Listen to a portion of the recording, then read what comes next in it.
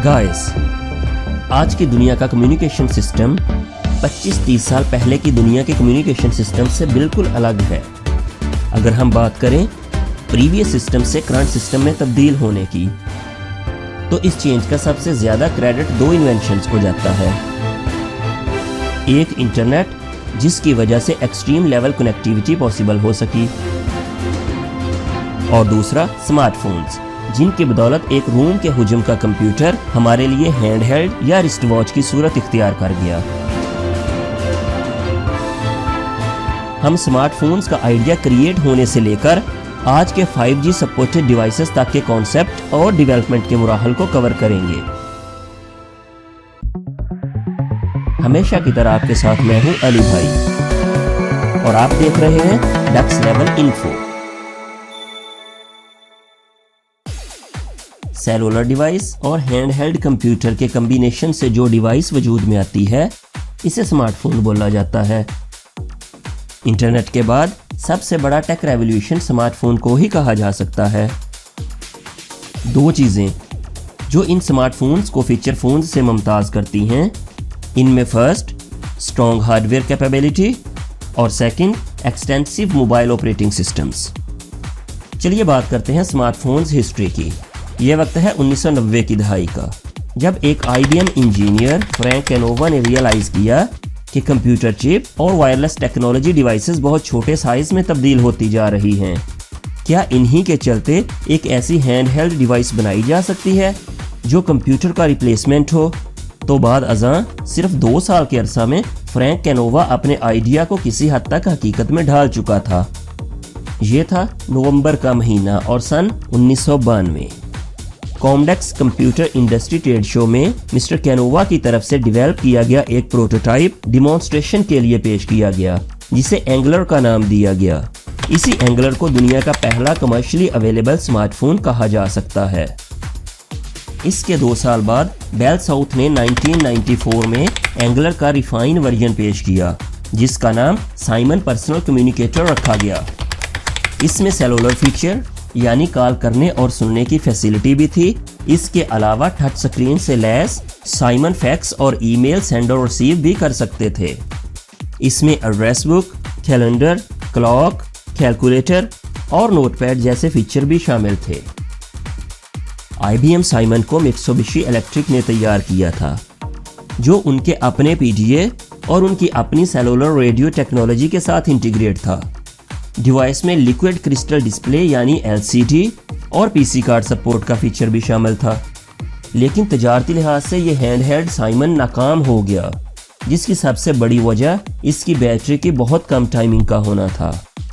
1995 यानी साइमन की इजाद के 1 साल बाद तक स्मार्टफोन का वर्ड इस्तेमाल नहीं किया गया था। 1995 के आखिर में जो लोग मोबाइल फ़ोन इस्तेमाल करते थे, उनको अलग से PDA डिवाइस रखनी पड़ती थी, जो ऑपरेटिंग सिस्टम के इब्तदाई वर्जन्स जैसे पाम OS, न्यूटन्स OS, सिम्बियंस और पॉकेट PC वगैरह को ही रन कर सकते थे। इस दौर के ज़्यादातर स्मार्टफोन्स हाइब्रिड डिवाइसेस थे, जिनमें इस वक्त तक के एग्जिस्टिंग PDA OS को बेसिक फ़ोन हार्डवेयर के साथ कंबाइन कर दिया गया था। इसके बाद PDA यानी personal digital assistant manufacturer companies में डिवाइसेस के साइज को मजीद छोटा और बेहतर बनाने में दौड़ शुरू हो गई। नोकिया ने अगस्त 1996 में नोकिया 9000 कम्युनिकेटर रिलीज किया, जिसमें नोकिया डिजिटल सेलुलर PDA को जियोवर्क्स के ऑपरेटिंग सिस्टम्स के साथ इंटीग्रेट किया गया था। जून 1999 में क्वालकॉम नामी कंपनी ने PDQ स्मार्टफोन रिलीज किया। ये एक CDM में डिजिटल PCS स्मार्टफोन था, जो by default PDA, palm operating system और इंटरनेट कनेक्टिविटी के साथ था। दिसंबर 2000 में एरिक्सन मोबाइल्स कम्युनिकेशंस ने R380 के नाम से स्मार्टफोन लॉन्च किया, जिसमें सिम्बियंस ऑपरेटिंग सिस्टम्स इंस्टॉल था। लेकिन इस स्मार्टफोन पर सारिफ कोई नया या थर्ड पार्टी एप्लीकेशन इंस्टॉल नहीं कर सकता था। फरवरी 2001 में कियोसरा 6035 डुअल नेचर डिवाइस को मार्केट में मुतारिफ करवा दिया गया। ये PDA, पाम OS और CDM में मोबाइल फ़ोन फर्मवेयर का कम्बिनेशन था। ये डिवाइस वेब ब्राउजिंग को भी सपोर्ट करती थी। जून 2001 में नोकिया 9210 कम्युनिकेटर लॉन्च हुआ। جس میں سمبین او ایس کو نوکیا سیریز پلیٹ فارم 80 کے ساتھ انٹیگریٹ کیا گیا، جس کی وجہ سے نوکیا 9210 پہلا اسمارٹ فون بن گیا جس میں یوزر کو ایڈیشنل اپلیکیشنز انسٹال کرنے کی اجازت دے دی گئی، اور یہی وہ پہلا سیٹ تھا جس میں مکمل QWERTY کی بورڈ استعمال کیا گیا تھا۔ 2002 میں ہینڈسپرنگز ٹریو 180 ایسا پہلا اسمارٹ فون لانچ ہوا جس میں پام او ایس اور GSM موبائل کو مکمل طور پر انٹیگریٹ کر دیا گیا، جس کی وجہ سے ٹیلی فونی، SMS میسیجنگ اور انٹرنیٹ ایکسیس ایک ہی آپریٹنگ سسٹم میں مربوط ہو گئے۔ سن 2000 کے آخر تک ریسرچ ان موشن کے بلیک بیری اسمارٹ فونز امریکہ میں اپنا نام پیدا کر چکے تھے، اور 2002 میں danger hip top smart mobile phones کی شہرت غیر معمولی ہو چکی تھی، لیکن USA اور جاپان کے علاوہ باقی دنیا میں نوکیا کے نام کا ڈنکا بجنا شروع ہو چکا تھا۔ نوکیاز سمبین او ایس جو نوکیا کا اپنا بنایا ہوا آپریٹنگ سسٹم تھا، اس وقت یورپ کا سب سے زیادہ مقبول اسمارٹ فون آپریٹنگ سسٹم بن چکا تھا۔ سن 2000 سے 2006 تک USA میں بلیک بیری اور ونڈوز موبائلز، جبکہ باقی دنیا میں خاص طور پر یورپ میں نوکیاز سمبینز پوری طرح بزنس اور بزنس کمیونٹی کو فوکس کیے ہوئے تھے۔ 2006 میں نوکیا نے کنزیومر فوکسڈ اسمارٹ فون کی N سیریز متعارف کروائی۔ اس سیریز کی مقبولیت کا اندازہ اس بات سے لگایا جا سکتا ہے کہ ان ڈیوائسز میں انسٹال ہونے والا نوکیاز سمبینز آپریٹنگ سسٹم 2010 تک دنیا کا سب سے زیادہ استعمال ہونے والا OS بن چکا تھا۔ لیکن ان تمام اسمارٹ فونز کے کی بورڈ زیادہ تر فزیکل QWERTY کی بورڈ تھے۔ ٹچ سکرین ان تمام مینوفیکچررز کی پریورٹی نہ بن سکا، لیکن ان سب کے برعکس 2006 میں LG پراڈا کے نام سے لارج کیپیسٹیو ٹچ سکرین والا اسمارٹ فون LG کی طرف سے لانچ کیا گیا، اور اس کے ایک مہینہ بعد ایپل کمپیوٹرز نے آئی فون متعارف کروا دیا۔ اس میں 3.5 انچ کیپیسٹیو ٹچ سکرین تھی، جس کی ریزولوشن اس وقت تک مارکیٹ میں اویلیبل موبائل فونز کی ریزولوشن سے 2 گنا تھی۔ اس سکرین میں پہلی بار ملٹی ٹچ انٹروڈیوس کروایا گیا، جس سے پنچنگ، زوم ان اور زوم آؤٹ جیسے فیچرز متعارف ہوئے۔ ایپل نے اپنے آئی فونز میں خود ساختہ OS انسٹال کیا اور براؤزنگ کے لیے سفاری براؤزر متعارف کروایا۔ کچھ عرصہ بعد ہی ایپل نے سافٹ ویئر اپڈیٹ سسٹم کے ذریعے تمام آئی فونز میں ایپل سٹور متعارف کروا دیا، جس میں پہلی بار یہ اجازت دی گئی کہ آپ کسی تھرڈ پارٹی سافٹ ویئر یا اپلیکیشن کو اپنی ضرورت کے مطابق اپنے موبائل میں انسٹال کر سکتے ہیں۔ ایپل کی طرف سے centralised app store, free developer tools, software development, distribution, discovery, installations اور پیمنٹ آپشنز وغیرہ ایسے فیچرز تھے جنہوں نے iOS کو باقی اسمارٹ فونز کے لیے ایک مثال بنا دیا، جبکہ آج کی دنیا کا سب سے زیادہ پاپولر آپریٹنگ سسٹم اینڈرائڈ ستمبر 2008 تک وجود ہی نہیں رکھتا تھا۔ سن 2008 کے آخر میں HTC نے horizontal sliding HTC dream launch کیا، جس میں پہلی بار اینڈرائڈ آپریٹنگ سسٹمز کو استعمال کیا گیا۔ اگر بات کریں موبائل فون کیمرہ انسٹال کرنے کی، تو یہ بات شاید آپ کو حیران کر دے کہ کیوسرا ویژول فون VP210 جو مئی 1999 میں جاپان میں متعارف کروایا گیا تھا، یہ دنیا کا پہلا موبائل ویڈیو فون کہلایا۔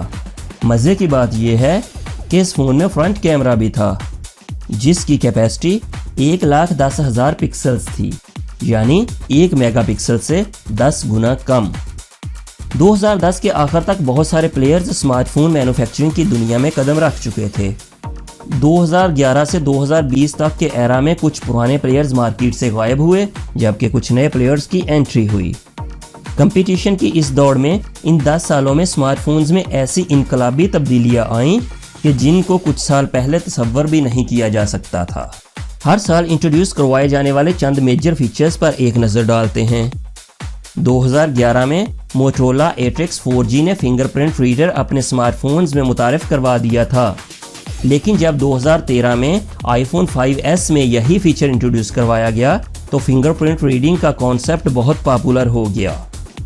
2012 میں سیمسنگ نے گلیکسی S3 GT i9300 ایک شاہکار کی صورت میں مارکیٹ میں اتارا، جس کے ریٹروفک وائرلیس چارجنگ، 4G LTE اور کواد کور پروسیسر جیسے فیچرز نے مارکیٹ میں دھوم مچا دی اور سیمسنگ کو اسمارٹ فون مینوفیکچررز کی دنیا میں صف اول تک پہنچا دیا۔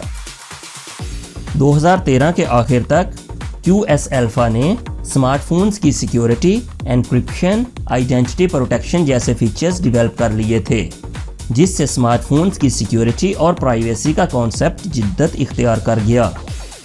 2014 میں مائیکروسافٹ نے موٹورولا کے short lived web top concept کو جدت دی۔ 2015 میں اسمارٹ فونز کی دنیا میں کوئی میجر فیچر انٹروڈیوس نہیں کروایا گیا۔ 2016 میں جو فیچر ٹرینڈ میں رہے ان میں سب سے زیادہ فوکس ورچوئل ریئلٹی کانسیپٹ ان اسمارٹ فونز پر دیا گیا۔ اس کے علاوہ USB-C کنیکٹرز متعارف کروائے گئے اور LTE ٹیکنالوجی کو بہتر بنایا گیا۔ 2018 میں OLED ڈسپلے کے اندر صلاحیت کرنے والے فنگر پرنٹس ریڈر پر مشتمل اسمارٹ فونز کا اعلان کیا گیا، اور 2019 میں سامسنگ گلیکسی S10 میں الٹراسونک سینسرز کی امپلیمنٹیشن کر دی گئی۔ 2019 میں میجورٹی آف اسمارٹ فونز ایسے آ چکے تھے جن میں ایک سے زیادہ کیمرے، واٹر پروف ود IP67 اور 68 ratings, voice with face recognition اور فنگر پرنٹ اسکینر وغیرہ۔ دوستو، ہماری آج کی دنیا یعنی 2020 میں ہمارا اسمارٹ فون ہمارے لیے آفس بھی ہے اور ہمارا سوشل میڈیا سرکل بھی، ہمارا CA بھی یہی ہے اور ہمارا PA بھی، حتیٰ کہ ہماری صحت کے بارے میں ہمیں کانشیس بھی یہی رکھتا ہے۔ تو کیا ہمارا ڈاکٹر بھی یہی ہے؟ کومنٹس میں ضرور بتائیے گا۔ اللہ نگہبان۔